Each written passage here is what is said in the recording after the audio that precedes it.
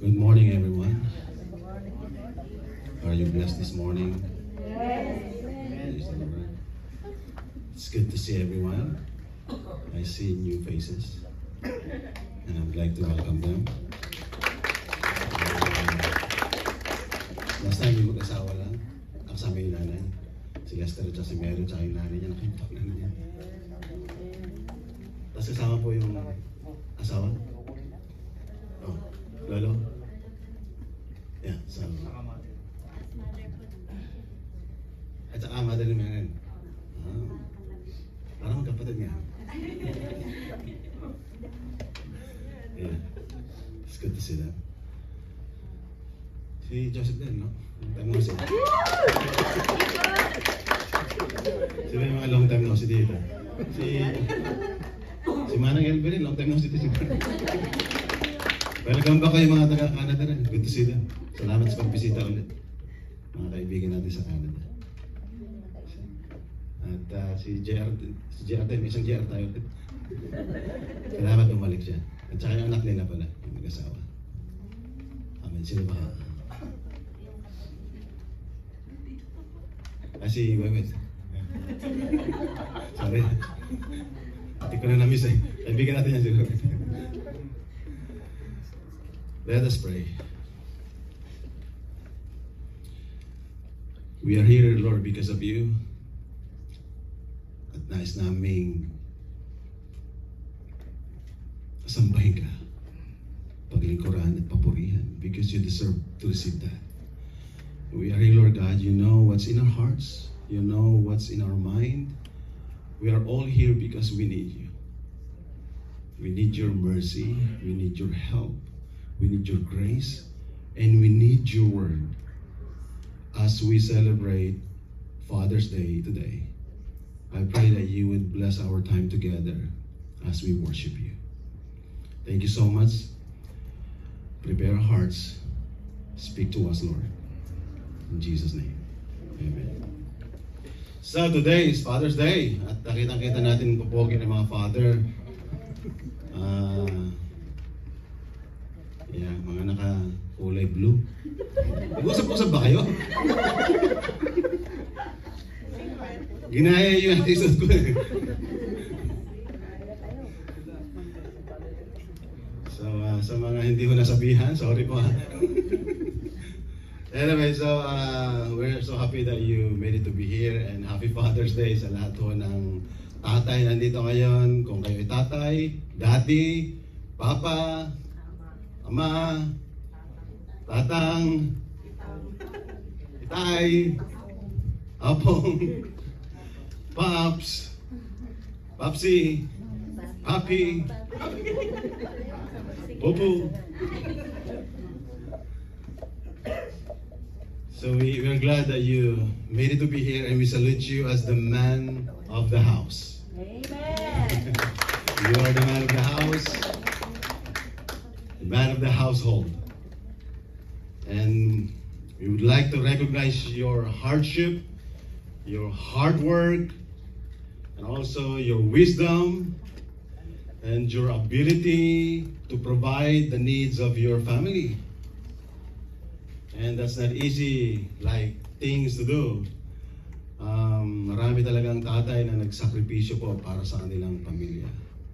At kinikilala natin yan sa mga sandaling ito. Amen? Bagamat today is your day, pero of course, it's not good na walang Word of God. We need to also be reminded of His Word. Kung ano po yung kailangan nating marinig ngayon, especially sa mga tatay, you need to be encouraged and be corrected and be rebuked also about your role as a father to your kids and also as a husband to your wife. And the Bible says that you are not just a father and you are not just a husband, but also supposed to be, you are the head of the family. Gusto niyo ba yan yung mga tatay? Na kayo talaga ang head. Kayo ang head. Ang asawa daw ang neck pa rin. neck mo, ha? Wala, pag na-stiff neck, di makagalaw. Pagka sumakit yung leg, hindi ka makakagalaw, ano? Ang head. Hindi, kaya kailangan naman natin ang neck.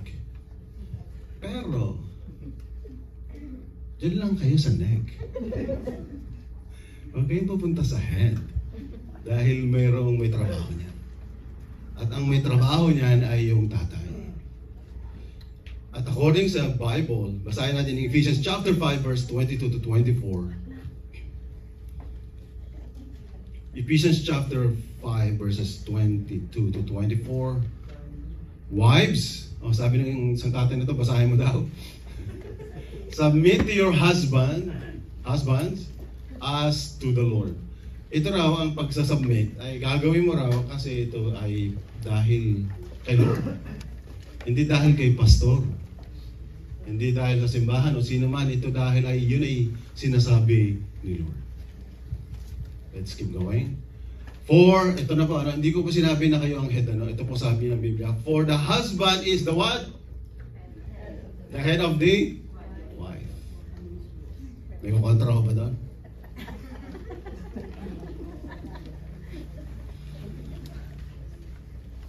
Mamaya na kayo mag-away, okay? Pero sumunod muna tayo sa sinasabi ng Biblia. So the husband is the head of the wife. As Christ also is the head of the church. His body, sino po ang body? We are His body. For which He is the Savior. Si Jesus lang ang Savior natin. Hindi ang sino mang relihiyon. Hindi ang sino mang tao. Kundi si Jesus lang ang tagapagligtas natin. Siya lang ang kailangan nating lahat. Now, as the church, so itong church submits to Christ. Kailangan ng church talaga mag-submit to Christ. Kasi siya ho yung head. Si Jesus ang head, kaya kailangan ng bawat isa sa atin ito ay mag-submit. So also, ito na nga po. So also wives should submit to their husbands in what? Yung iba. Yung type ko lang. Yung kursunada ko lang. Yung gusto ko lang. Submit to their husbands in everything. Siyempre, magsasabi lang na siyempre yung lalaki. Parang ayaw sabihin ng babae yata. Sabi siguro ng wife ngayon, ba't mo ba ako hinatak-hatak na magsimbahin? Sana di mo ako hinatak magsimba. Ganito pala madidinig ko. Pero kailangan natin marinig ang lahat ng ito. So, kaya ang title ng message sa ating pag-celebrate ng Father's Day is the husband is the head of the wife or the father is the head of the family. Sa buong pamilya, siya dapat ang head. So, yan ay utos ng Biblia at ang sabi ng Biblia, so whether you like it or not, lalo na po sa inyo pong asawa at sa inyo pong mga anak, ang tatay, ang father ang the head. So, the husband is the head. Pero usually nga, hindi lang po neck, but the wife is always like acting like a boss. Amen. Tumahimik. Pero sabi, wala akong nabasa sa Biblia na ang wife po ang boss. The Bible says, do not add or take away from His word. So wala akong idadagdag dapat at babawasan na ang Biblia hindi nagsasabi na ang wife ay boss sa pamilya. So, kung ang husband is the head, supposed to be ang husband ang siyang nag-iisip. Amen? Siya ang nag-iisip, siya ang nagpaplano. Siya ang nakakakita ng dapat gagawin ng buong pamilya. Pero dahil merong boss, ito ang problema. Dahil si boss, si head, isip ng isip, plano ng plano, kaya si boss, utos ng utos. Amen? Okay, maganda yung idea mo, ha? Okay, maganda yung plano. Okay, gawin mo. May kaibahan ho ng pagiging boss at saka yung leader, di ba? Ang boss, ganito po sinasabi, gawin mo, kaya mo yan. Pero ang leader or ikaw ay neck, halika, gaya mo yan, kaya natin gawin yan. Kasama ka dapat, hindi lang boss na taga-utos. Hello? Yes. Sino ang wife na mahilig mag-utos? Amen.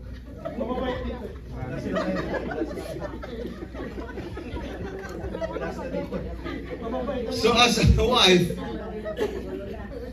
kung gusto mo mag-utos at may naisip sa head, kailangan supportahan mo siya, gawin natin, kasama ka. Hindi na nagutos sa akin. So, talaga naman kahit sa ayon sa gusto namin, talagang nag-uutos ho kayo. Ito naman talaga ho ang nangyayari. Okay lang ho na mag-utos kayo sa amin. Pero sabi ng Biblia sa Genesis 2:18, the Lord said, sorry po sa mga lola, sabi na patay na naman tayo dito kasama sa usapan. May kasama kasi tayong dalawang byuda. May panahon pa.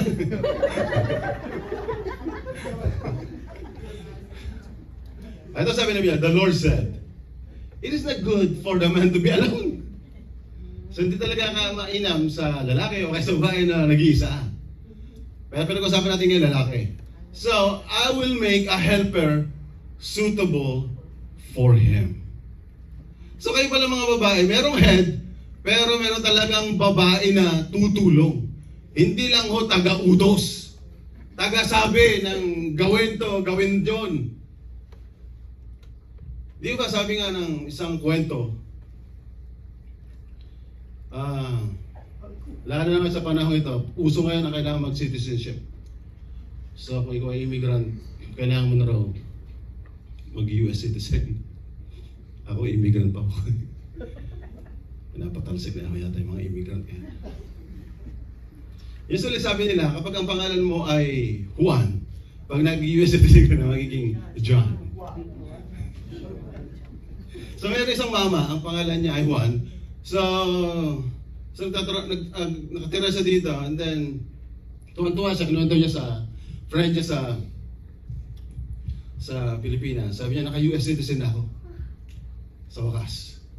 So ang pangalan ko na ngayon ay hindi Juan, kundi John. US citizen na, di ba? Kaya John na. So sabi ng kaibigan niya, hindi nga mas madali ka na makahanap ng trabaho. Mas maganda na ang trabaho mo kasi US citizen ka na. Oo naman, syempre, sabi niya. So anong trabaho mo ngayon? Sabi nung kaibigan. Sabi niya, work from home. Iyan eh. Work from home si Jan. Ibang klase si Jan. So, sabi ni Jan, kaya lang may problema ako, sabi niya. Yung boss ko, laging utos ng utos. Ano ba inuutos sa'yo ng boss mo? At para mabigat sa kalooban mo. Yung boss ko laging utos ng utos, araw-araw magsaing ka na dyan. Magluto ka na dyan. Maglinis ka na dyan. Maghugas ka ng plato dyan. Ayun si Jan. Actually, binago ko lang yung istorya niyan. Ang uso talaga niyan ay Canadian. Ito yung magsaing ka na dyan. Magluto ka na dyan. Yun yung una ko narinig. Binago ko lang yung version. Kasi so, ginawa ni Lord ang asawa na helper. Dapat pala, magsaing na tayo. Maghugas na tayo ng plato. Hindi pala taga-utos lang. Amen? Nandiyan pa ko ba kayo? Pero itong problema, si boss, gusto niya agawin ang posisyon. Kaya nagkakaroon ng kaguluhan. Ang nangyayari po, si boss, gusto niya siya rin po maging head. Gusto niya sakupin ang lahat. Hindi po ganon ang order ng Biblia. Hindi po yun ang design. Ang order ng God ay meron talagang head, at ang head talaga is the husband. Hindi mo po pwedeng agawin yon sa husband. Bakit? Katulad ng church, ano binanggit natin, ang church ay binubuo ng maraming miyembro, pero isa tayo. We are one body. At bilang isang katawan na ngayon, we submit our life kay Jesus. Amen. Isinusuko na natin ang buhay natin kasi siya na ang dapat masunod sa buhay na natin, hindi na po ang ating mga sarili. So we are His people, and all of us here, walang exempted, lahat tayo dito ay kailangang isuko, magpasakop, magpasailalim sa kanyang kapangyarihan. At take note, kapag once na ikaw ay nagpasakop, nagpailalim sa kanyang kalooban, siyempre meron siyang utos sa atin na kailangan natin gawin. At ano yung command na pinag-aaralan natin ngayon? Ang command, husband, be the head. Amen? So, kumbaga sa ibang salita, sa secular, sabi nila, be the man. Magpakalalaki ka. Amen? Hindi pag may problema, itatakbo ka kay nanay mo ulit. Pero ba bang gumagawa na? Huwag niyo na po sabihin na, kaya po. So, para hindi ka agawan ng role mo, huwag kang tatakbo pag may problema. Huwag kang magpapabebe ulit sa nanay o sa tatay. Amen? Ngayon po, wife, submit your husband in everything. Ito yung command. Dalawa ho yan. Husband, be the head.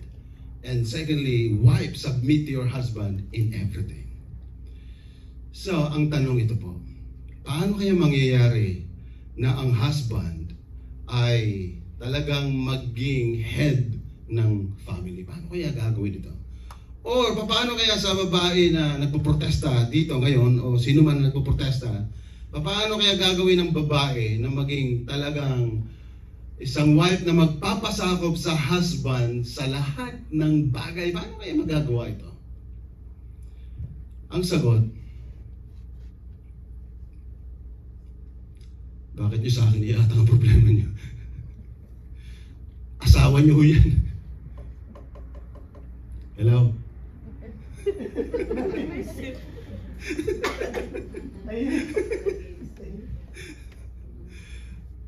Anak-anak kayo, tapos ibibigay yung problema nyo sa akin. Joke lang, ano? So, sasagutin natin yan. So, husband, as the head of your wife or your family, so, bilang ikaw ang head ng iyong pamilya na at ng iyong asawa, ito ang kailangan mong gawin. Hindi mo kasi kayang gawin ito na maging head. Ang una mong gawin, katulad ng simbahan, ay sinasabit natin ang sarili natin kay Lord as a head. All of us here to submit your life to the highest authority. To the highest authority, merong kataas-taasan na authority na makapangyarihan sa lahat, which is our Lord Jesus Christ. Ngayon, ang walang iba makakatulong sa'yo para bigyan ka ng guidance, bigyan ka ng wisdom, bigyan ka ng kakayanan, ng mga good ideas, ang magandang plano, and then to implement those things, kailangan mo ang tulong siyempre ng makapangyarihan sa lahat, which is our Lord Jesus Christ. Are you with me this morning? Amen. Hindi ho madali na maging isang ama, lalo na kung iaatang natin ang gampanan na ito bilang isang head, ulo ng tahanan. So, ang una mong dapat gawin para matulungan ka is surrender your weaknesses. Amen? Nagawa niyo na ho ba yun? Na sinabihan ka na ikaw ay ganito, ganyan, ganyan, sinabihan ka ng asawa mo, maaring nireject mo, maaring hindi totoo, pero kung naapektuhan ng buong pamilya, baka it's about time for all of us na evaluate ourselves and then surrender your life to God totally. Kailangan mo ng tulong ni Lord. Are you with me this morning? Amen. So lahat ng tatay dito, kanya-kanya ho kayo ng, hindi ko po kayo tuturuan ngayon kung paano step 1, step 2, yung mga dapat nyo gawin, kung paano yung alagaan, ingatan ng asawa o patnubayan ang inyong mga anak, hindi ko po kayang gawin yung iba-iba ho ang inyong pag-uugali ng asawa nyo iba. Pag-uugali ng mga anak ng iba, magkakaiba ho. Amen. Yung asawa ko, iba ho yung ugali niya kaysa ugali ng ibang mga nanay ho dito. So, ang kailangan natin gawin ngayon ay humingi ng tulong sa Lord na magagabay sa atin. Are you with me this morning? Amen.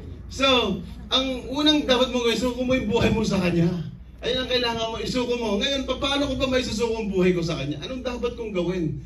Isang dapat mong gawin, siyempre, tumakbo sa Kanya. Lumapit sa Kanya. At nagpapasalamat ako dahil nandito ka ngayon. Na dapat, ay may pinuntahan ka o may ginawa ka na lang na iba. But I thank God that you made it to be here. So, ngayon, yung pakikinig mo ngayong umaga, hindi ko alam kung ano na yung pumapasok at ano yung iniisip mo ngayon. At maaaring ikaw ay hinahangaan na ngayon ng iyong wife sa pagiging mabuting husband. And thank God for that. So, wife, pakitignan nga ang iyong husband.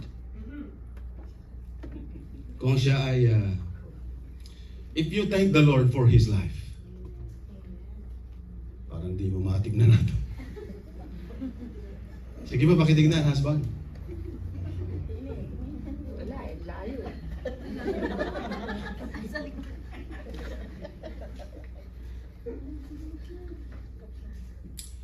Tingnan niyo nahirapan yung wife. Alam niyo kasi ito ang nangyayari, ano? As a human being, usually, ay mas madali talaga mag-focus sa negative. Mas madali talaga eh. Mas madali makita yung negative nila. Pero ang malungkot, pag nawala na sila, or kinuha na sila ni Lord, saka mo pala pinagsisigawan, ikaw yung nasawa ko na ganito, bla bla bla. Mahal na mahal kita. Ba't ka nauna? Sa ito lang, wala pa akong narinig na mag-asawa na lagi nag-aaway. Lagi nag-aaway, no? Tapos namatay yung asawa, yun ang kanyang sinasabi na, buti naman, namatay ka na. Wala pa akong narinig na gano'n. Wala pa akong narinig. At tagal ko na pinagpipray na wala ka sa buhay ko. Inis na ako sa iyo. Hirap na ang kalooban ko. Wala pa akong narinig na gano'n. Pero usually talaga ho, pag nag-service ako ng funeral service, talaga yung asawa babae, sinisigaw pa rin niya na mahal kita, ba't mo kami iniwanan? Samantala nag-aaway sila, no? Ang totoo kasi, nabubulagan tayo ang kaaway, binubulag niya tayo para mag-focus sa magaganda. May magaganda ho. Bakit? Bakit ko nasabing maganda? Hindi kayo magiging mag-asawa kung hindi kayo ang naging kayo. Kasi kung nung una pa lang ay may putok na siya, hindi mo siya papatulan. Kasi nung una pa lang talagang lahat kit siya eh. Wala ka nakikita pangit, lahat magaganda. So di ba na may nakita ka talaga na maganda, amen? Kit ba ho asawa niya? Akit. Ang nangyayari, ano? Kaya mo siya pinili kasi talaga nakita mo na may maganda siyang katangian. Kitang-kita mo yung liwanag.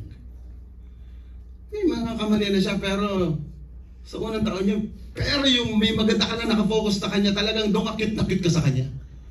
At dahil niya mga mali na hindi maganda, pero talagang doon ka nakatingin. Pero nung mag-asawa na kayo, hindi pa nagbago. Mas marami ka, nakatingin ka na sa mas maraming pangit. Nakalabas na rin nung araw yun eh. Kaya lang siyempre, lumalabas pa yung bandang ulit. My point is this. Naniwala po ako na ginusto mo siya nung una pa. Amen? Parang mahina-himin na. Ngayon, bukod sa sinukom ang buhay mo, sa kahinaan mo, ano? At ang kahinaan ng asawa ay maaaring tayo mga husband dito ay magkakaiba, pero lahat tayo may kahinaan. Pero kailangan isuko mo kay Lord para tulungan ka niya. Amen? Once na na-practice mo na isinusuko mo ang buhay mo, tutulungan ka ni Lord na maayos, mabago ang iyong puso. Di ba maganda ko yun? At kapag ka naayos ang puso mo, Ito maganda mga husband, as a head. Kasi gusto ni Lord, as a head, tayo ang tagauna. So, ito po, kung ang asawa mo, kanina pinatingnan kita sa asawa mo, na magpasalamat. Ngayon, kung ang asawa mo, yung wife mo, di marunong mag-thank you, mag-appreciate, mag-acknowledge, as a head, ito po ang aking gustong i-challenge po sa inyo. Kung hindi gawain ng asawa, dahil nga sinuko mo kahinaan mo, nag-grow kay Lord, binabago na ng puso mo, you have to start appreciating your spouse. Hello? Oh, gising pa ba kayo? Ngayon, kung hindi siya marunong, yung wife di marunong mag-appreciate, marunong mag-acknowledge, kailangan magsimula ka na husband. Hello? Gusto mo kasi ikaw laging nilalambing, ikaw yung inaasikaso, hindi ikaw na husband ang mag-asikaso. Unahan mo kasi binabago ka ni Lord. Nagkakaintindihan ba tayo ngayong umaga? Ngayon kung sinasabi mo sa akin, Pastor, I've been doing that. Ginagawa ko na madalas yun. Pero I truly believe din sinasabi nila, if what you sow, you will reap. Kapag nagtanim ka, naniwala ko na aani ka rin. Balang araw, hindi man siguro ngayon, pero aani yan. So dahil binabago ka ni Lord, at nagpa-practice ka na mag-appreciate, magpasalamat sa iyong wife, eventually someday, makikita niya, wow, talaga nabago ang asawa ko. Sinimulan mo kasi as the head. Nagkakaintindihan ba tayo? Maliwanag ba yung mga husband? Tuwan-tuwa yung mga nanay sa sinabi ko actually. Tahimik lang sila. Tahimik ba kayong mga wife nga? Sana sabi ng mga wife dito, sige Pastor, sabihin mo na, i-appreciate naman ako. Puro pangit yung sinasabi niyo sa akin. Hindi niyo nakikita yung magaganda sa akin.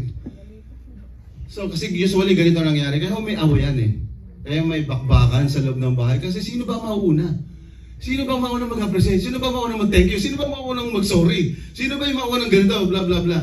Kaya nga ho, di ba sabi nila, bakit yung lagi yung husband ang unang nagsasorry? Kasi sabi daw nila, kasi yung husband daw lagi na unang nagkakasala.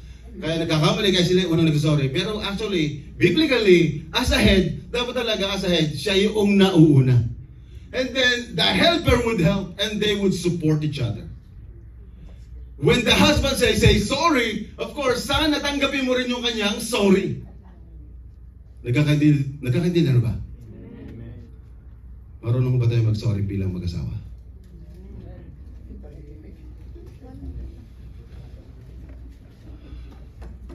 Seryoso usapan natin ngayon. Medyo malalim ata, no? Father's Day ba ngayon o marriage counseling?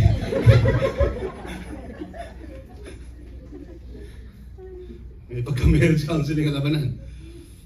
So, I pray for all the husband here. Let's step forward. Tapusin na natin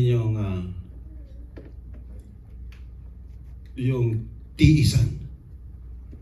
Kung ang wife ay magaling sa tiisan,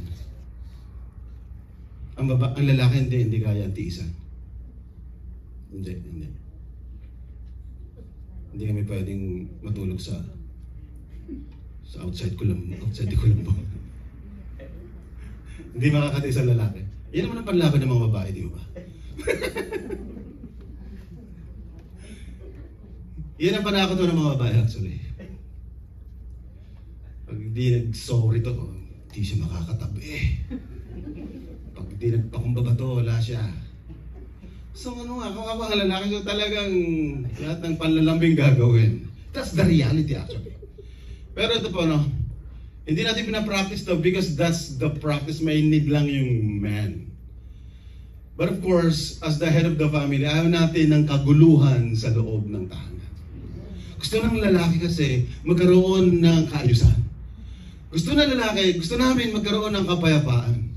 Siyempre, si babae naman, kasi hindi pa siya tapos, kailangan pa niyang ulit-ulitin yung nakaraan. Hindi pa titigil yun. O, di ba? Hindi pa tatapusin. Mayroon pagkadugtong yan. Nagsusuri na nga eh. Hindi kasi ganun eh. Kaya minsan din yung mga lalaki natatamad na rin mag-sorry kasi parang talagang, sige na mali kami, pero ititik ka pa na talagang mali ka.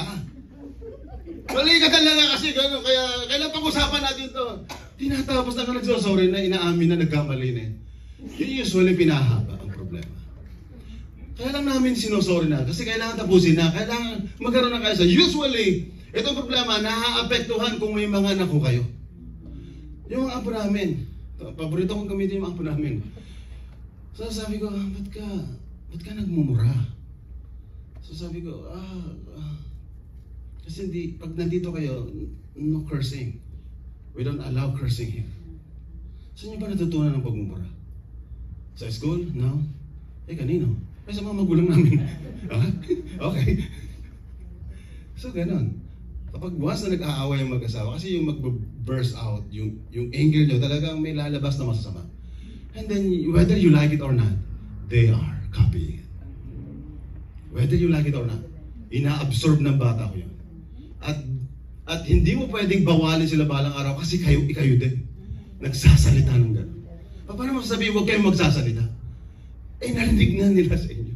So, as a husband, kailangan natin ayusin nga. So, para huwag nang lumala ang awayan, kami ng mga leader ang magsisimula as the head of the family. Let's have peace. Let's talk. At kapag nag-usap na, huwag nang pahabain pa. Tuldok is tuldok. Yung babae may coma pa eh. Wala katapusin yung coma. And then merong question mark pa na malaki yun. Basta may question mark ako, hindi pa nasasagutin. Yung mga katanungan naman talaga na mahirap minsan sagutin. So, para mag-ayos, ano to po? Ito po ang isa kailangan natin gawin. Husband, kailangan mong i-declare regularly, Lord, apart from you, I can do nothing. I need your help. Kasi ito po nangyayari, as a head, mauubusan ka, mapapagod ka, you're gonna get tired, but your joy comes from the Lord. Amen? Lord, ang kagalakan ko talaga ay ikaw. Ikaw talaga ang buhay ko. Ikaw ang pag-asa ko. Ikaw ang makakatulong sa akin. So, kung may kaguluhan sa loob ng bahay as the head, ito lang kailangan mong gawin kapag hindi pa naayos yung mga problema, mga gusot. Lord, I trust in you. Hindi lang mo sinusuko ang sarili mo. Hindi lang ikaw yung nauuna na magsalita, mag-sorry. But Lord, I trust in you. Hindi ko magagawa to. I need your help. Can we practice that as the husband or you are the father? Amen? Kayo po ba ay naniniwala na si Lord ang makakatulong sa atin? Yes. Ngayon po kung naniniwala ka, ito ang kailangan natin gawin regularly. Spend time with the Lord. More often. So, kapag pag ang mga sitwasyon ay okay, sana po, huwag lang lalapit kay Lord when everything is not okay. Kung pagka kailangan mo lang siya ng tulong, saka ka lang lalapit. Sana hindi yung ganon. Amen? Para masustain yung strength natin, masustain yung joy mo, masustain yung peace mo, is spend time to the main source, which is our Lord. That's why you have to submit your life to the main authority. To the highest authority who could provide your needs. Amen. Amen. Ang kailangan mo, walang iba kundi si Lord. Iyan ang aking maipapangako sa iyo. Wala akong maipapangako ng mga guidelines kasi pwede kang sumablay dyan. Pero si Lord, kapag si Lord ang hininga mo ng tulong, hindi ka mabibigo. Hindi ka niya bibiguin. At ito ang maganda. If the husband would submit his life, surrender his life, and talagang he trusts in the Lord, in everything, I truly believe, the wife, the children, will follow. Maliwanag ba yun? Nagkakaintindihan ba tayo? Hindi mo kailangang sabihin, okay, sa sino man dito, narinig mo ba yung message kanina? You have to submit to me in everything. Ngayon may panlaban kami mga lalaki. Submit! Submit! In everything! Hindi ka ba nakinig kanina, tutulog ka ba? Hindi yung ganon ang sistema ng Biblia. Ang gusto ni Lord, talagang meron kang binagong buhay. You don't have to force your wife to submit to you in everything. Kasi ikaw, your life was submitted in everything to our Lord, to our Savior, to our God. So, sana po, mga father, the Lord is the number one of your life. At talagang willing kang maging follower niya. Ngayon kung ikaw ay follower ni Jesus, your kids, your wife, will follow you too. Because they follow the leader. Amen? Kapag sumablay the father, pwedeng maapektuhan ang family. Ang laki ng tungkulin natin na husband or father. Nagkakaintindihan ba tayo? Doing the will of God, doing the right thing, trusting God, even in the midst of the storm. It's not easy to do. But let's continue to seek God first. Ito po isang magandang gawin mo. Yung pagsunod sa kalooban ni Lord, yung pagtingin o yung malaman mo yung tama o mali lagi, at yung patuloy na pagtitiwala kay Lord. Let's continue to seek God first. Ngayon po, para mag-grow yan, yung pagtitiwala, mag-grow yung conviction na malaman yung right and wrong is keep seeking God first. And one thing na inuutos sa atin ni Lord, wag mong imi-miss ang the Lord's Day, which is Sunday. Amen? Isa yung para mag-grow ang iyong faith. Isa yung para mapaalalahanan ka sa tama at mali. Isa yung para malaman mo yung kalooban ni Lord sa iyong buhay at sa iyong buong pamilya. May nagagawa yung pag-attend. Nakagaya nito. Nakakaintindihan ba tayo? Hindi kita pinapersa na maging membro ka na dito. O dito ka na sa amin. I believe na merong itinuturo sa atin si Lord. Na tutulungan tayo kung ano yung mga dapat gawin natin bilang husband. So, kailangan mong pagsumikapan, ang sabi ng Biblia, pagsumikapan na huwag ma-miss ang linggo. Huwag umabsent. Kasi po, mahalaga yan sa ating spiritual life. Salamat sa Lord dahil yung may mga anak ko dito, thank God, ang dami na akong mga bata dito actually. Mas nag-grow ang, pero naman dumami ho ang miyembro actually dito eh. And then all of a sudden, mas nauna nag-grow ang number ng mga bata. Ayun, ito maganda. Alam niyo ba yung mga bata? Sila na ngayon tagahatak sa kanilang mga magulang para magsimba. Kasi there's something is going on when they go to church. So kayo po na nakakarinig ng salita ni Lord, sila po ay nag-enjoy lang for fun, kasiyahan lang, kakain, maglo-lollipop, ganyan. Maglalaro sila, panandali, panlabas lang. Pero sa atin na nandito ngayon, it's not just about we eat too, and we have fellowship. Pero may magandang nangyayari, meeting the Lord in His temple, in His presence, is more than anything in this world. May nangyayari kakaiba. Pagkakaanin ni Lord ang bigatin na dala-dala mo.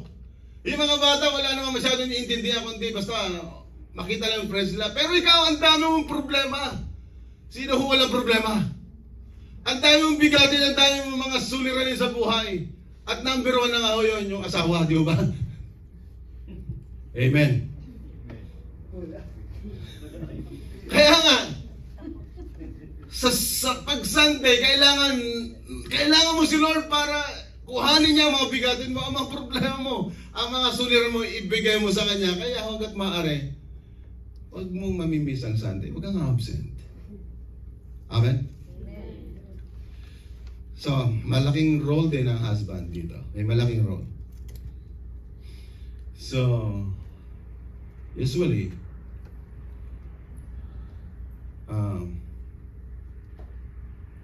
minsan, ang mga wife ay gusto mag-shopping. Amen?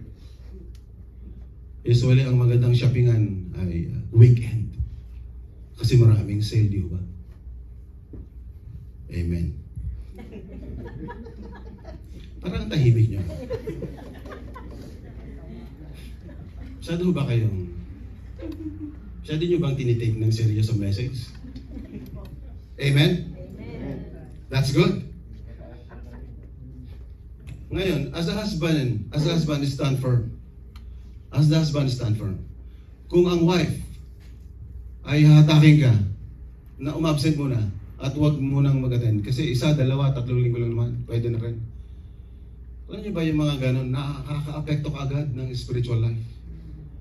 Yung 1 linggo na nga dami mo nang pinagdaanan, mamimiss mo pa Sunday. Dadagdag yun. Yun ang point doon. Hindi dahil sa gusto namin na huwag kang umabsent. Merong nag-build up na discouragement, na frustration, na mga kung ano man na iniisip. At least kapag ka nagpunta ka sa church, kahit pa paano, na-unload ang iyong burden sa amin. Nagagaan na ng iyong mabigat na kalooban, pasanin, ibinibigay mo kay Lord lahat. Kaya nga po, as we celebrate Father's Day, malaki ang role mo na tatay. Huwag kang bibigay sa lambing ng iyong anak na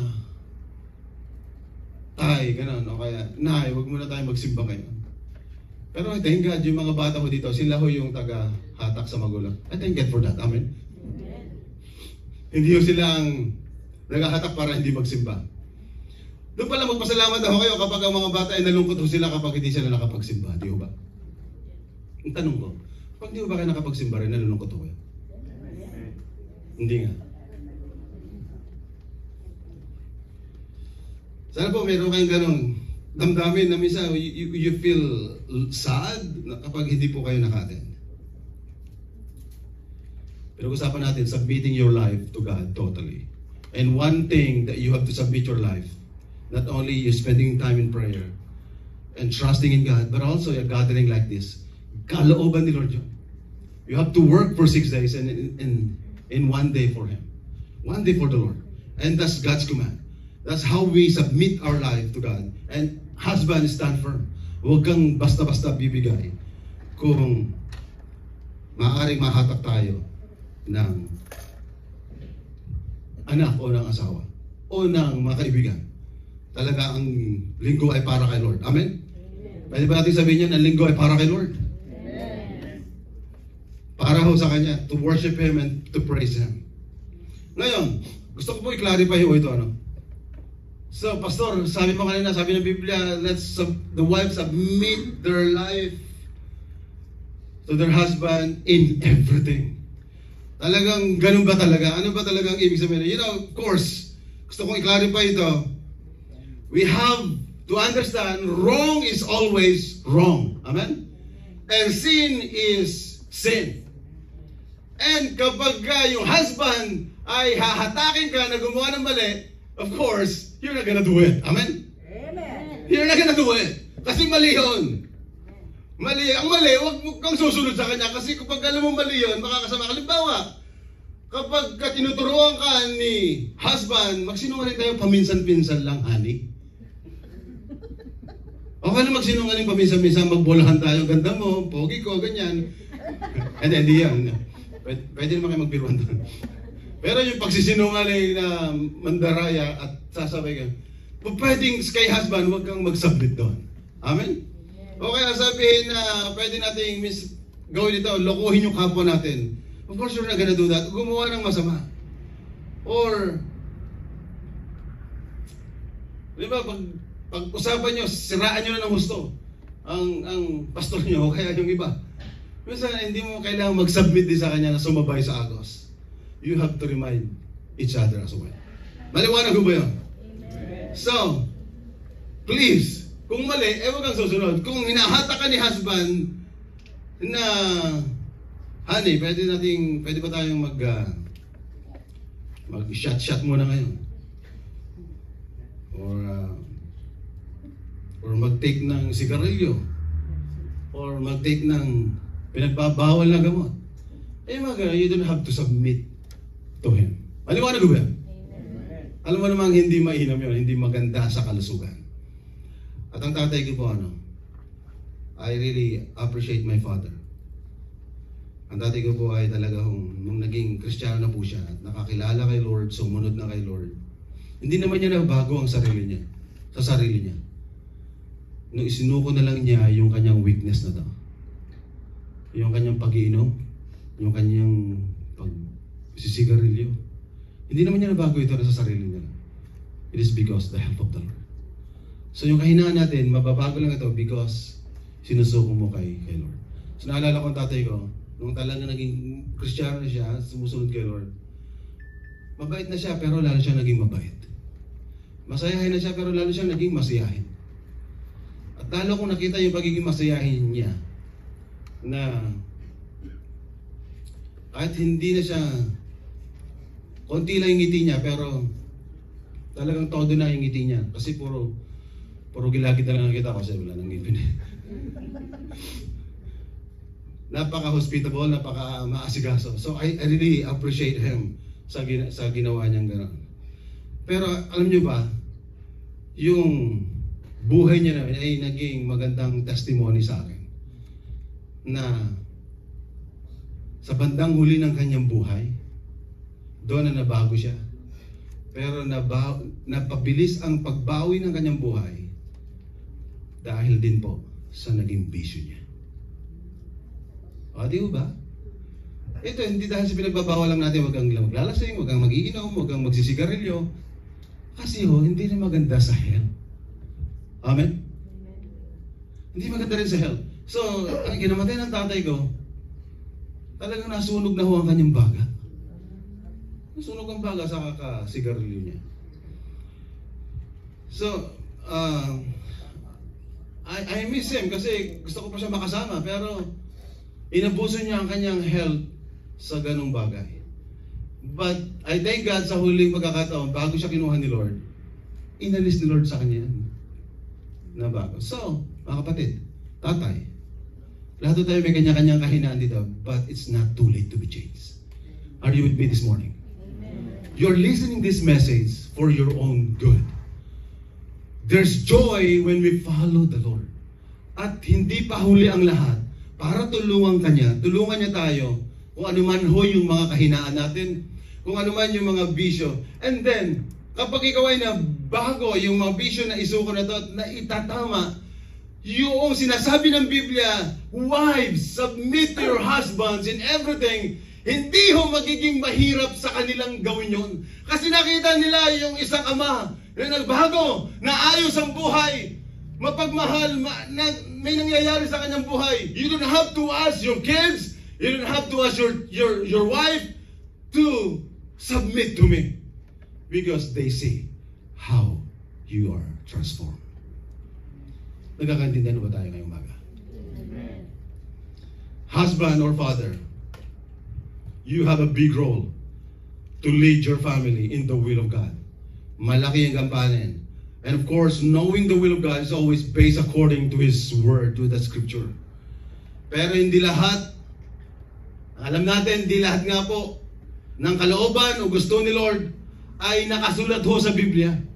Yung detalye na dapat mong gawin, hindi po nakalagay doon. Yung step by step na kailangan mong gawin. Ito nga po, kung ikaw ay meron ng Lord, you submit your life and the Holy Spirit lives inside of you, you become sensitive to His work.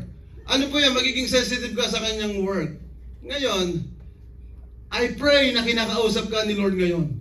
And I pray that God is convicting you not to go back to those kind of old life. Are you with me this morning? Amen. Pag hinahata ka ng mundo na bumalik sa dati mong buhay, sa dati mong pagkatao, because you know it's not okay sa iyong health at maapektuhan din ng family at balang araw baka gayahin ka rin nga ng anak mo yung ginawa mo. It's not too late to be changed.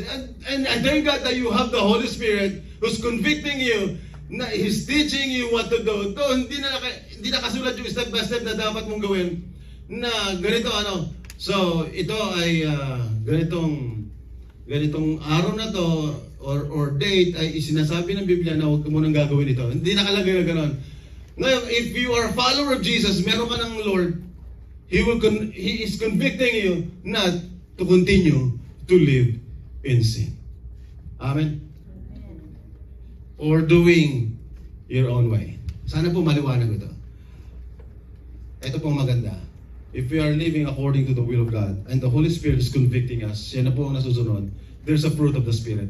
Ito po ang automatic na lalabas sa atin. Kapag ikaw ay nabago ni Lord, meron si Lord sa puso mo, the Father, as a father, bilang tatay ho dito, na kailangang i-lead mo ang iyong family, I truly believe sa house, sa inyong tahanan, lalabas po ang love, joy, peace, patience, kindness, goodness, faithfulness, gentleness, and self-control. Kapag ho, si Lord na ho naghahari sa buhay natin. Hindi ho, minsan, hindi naman ho kagad-agad lalabas ho ito, pero at least, nag-grow na yung love mo sa asawa mo when you spend time to the God who loves you so much. Amen? Kailangan mapuno ka muna ng pagmamahal ni Lord. Punuin ka ng pagmamahal ni Lord bago mo maipadama yung pagmamahal sa asawa mo. Nagkakaintindihan ba tayo mga tatay? Ngayon, ang asawa niya minsan masaya siya, minsan hindi siya masaya. Ganun talaga ho ang mga babae. Amen? Minsan malungkot, minsan tumatawa. Pag sinabi mo punta tayo doon, o sige punta tayo, hindi gusto ko doon. Sinabi mo kanina, doon tayo pupunta. Ganun talaga sila. Ganun sila ka-cute. Cute. Ngayon ba? Instead na mapuno ng kasiyahan, maiinis ka rin minsan. Pero ito pang maganda, because you have the Holy Spirit, you have the Lord, and your joy is the Lord. And that's the fruit of the Spirit.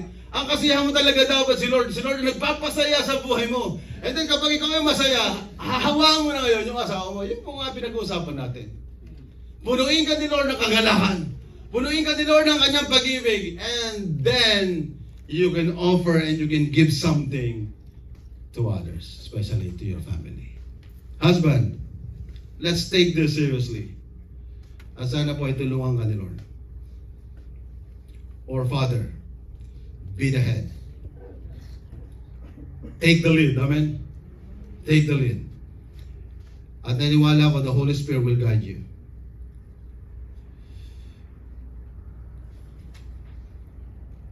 Gusto kong tapusin ito sa talata na 1 Corinthians 16:13.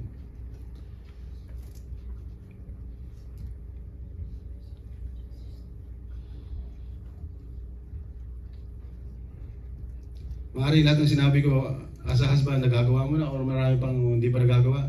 Pero itong gusto kong gawin natin. Be on your guard. So, guardian daw natin ang ating sarili. Ngayon, kung masaya ka ngayon, matatag ka ngayon, guardiahan mo ang sarili mo. Maaaring minsan ay pwedeng you might fall.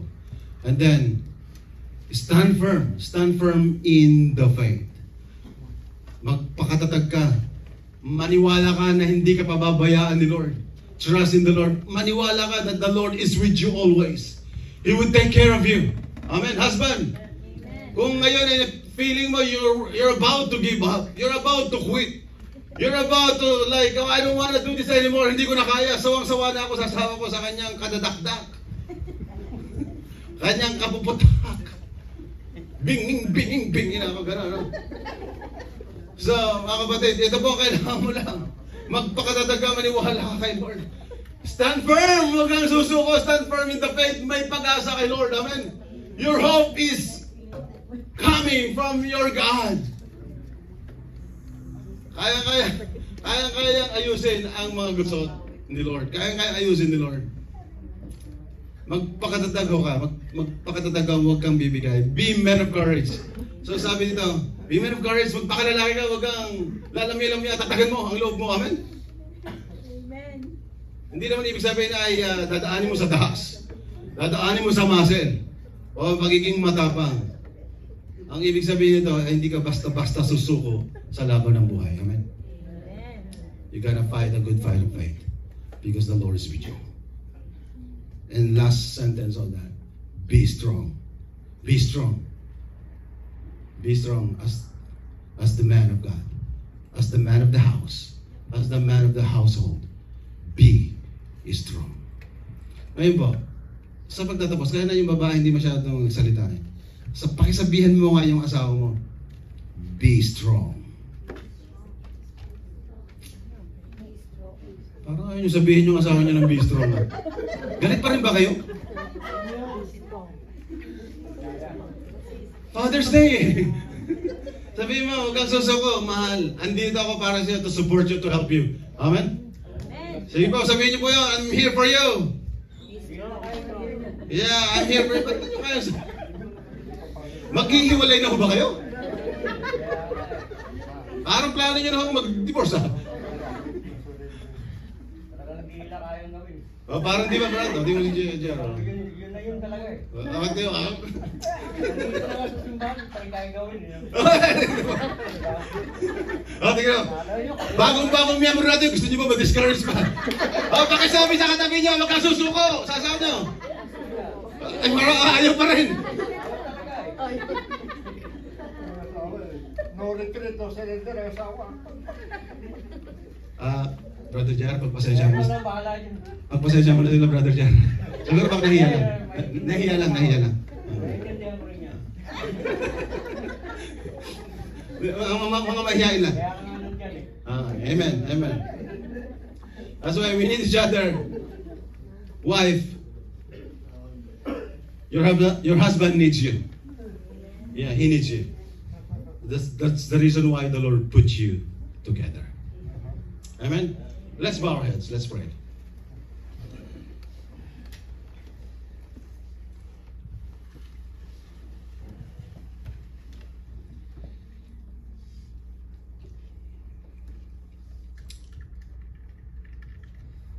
You are the head of this church, Lord. And we are your people. We are one body. And all of us, we need to submit our life unto you, to your authority and to your power. You are the God who knows the best for all of us. But we need, Lord, to continue to surrender our life to you. Our weaknesses, especially as a husband or as a father. And teach us, Lord God, to focus on the good things. Teach us to appreciate our children. Teach us to appreciate our spouse, our wife. So that, Lord God, as we sow, eventually someday we would reap. We are the one who gonna do first as a leader. We are the starter. And we have to start and we have to finish what we have started, Lord. And teach us, Lord God, though we don't see the result yet, but we will trust in you. Be men of courage. Be strong. Do not give up. It's not too late, my brothers. My brothers, you, my brother, the Lord loves you. Be filled with His love. Be filled with His joy. Sasamahan ka ni Lord. Tutulungan ka ni Lord. Ibuhos niya ang kanyang pagpapala sa iyong buhay. The Lord brought you here. And that's not an accident. He loves you. Thank you, Jesus. Lord, we will continue our time together in this place as we appreciate all the fathers who are here. We would like to give words to them. Kanina medyo nahihiya silang magsalita. Pero Lord, we will give them time to say words from their kids or from their spouse, from their wife, to say something, to appreciate their husband or to their father. Lord, we thank you in Jesus' name. Amen.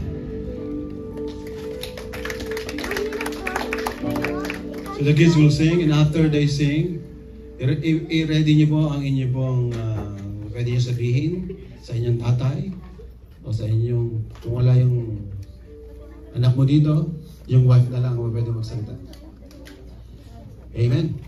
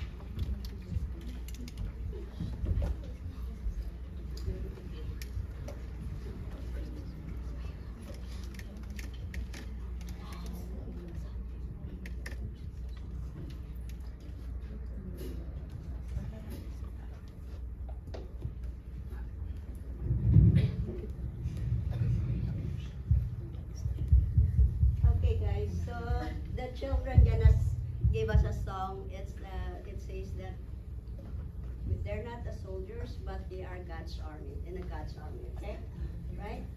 All right. So we're gonna sing. Join them if you know the lyrics. All right. Okay. You ready? Ready? Ready? Okay. 1, 2, 3. I may never march in the infantry, ride in the cavalry. I may never march in the cavalry, but I am the Lord's army. Yes, sir. Yes, sir. Yes, sir.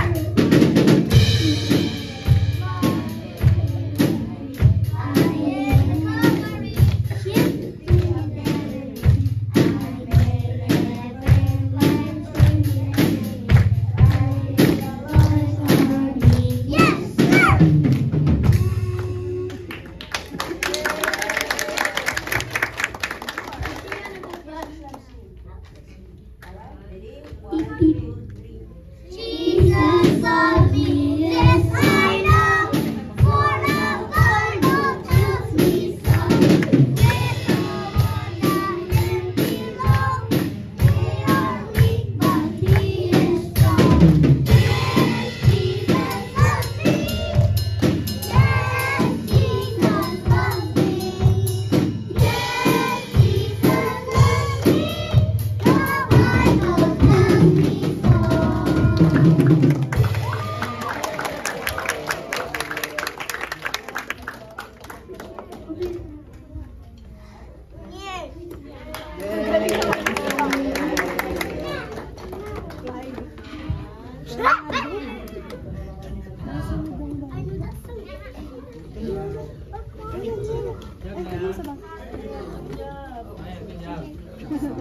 See you marching in a boat.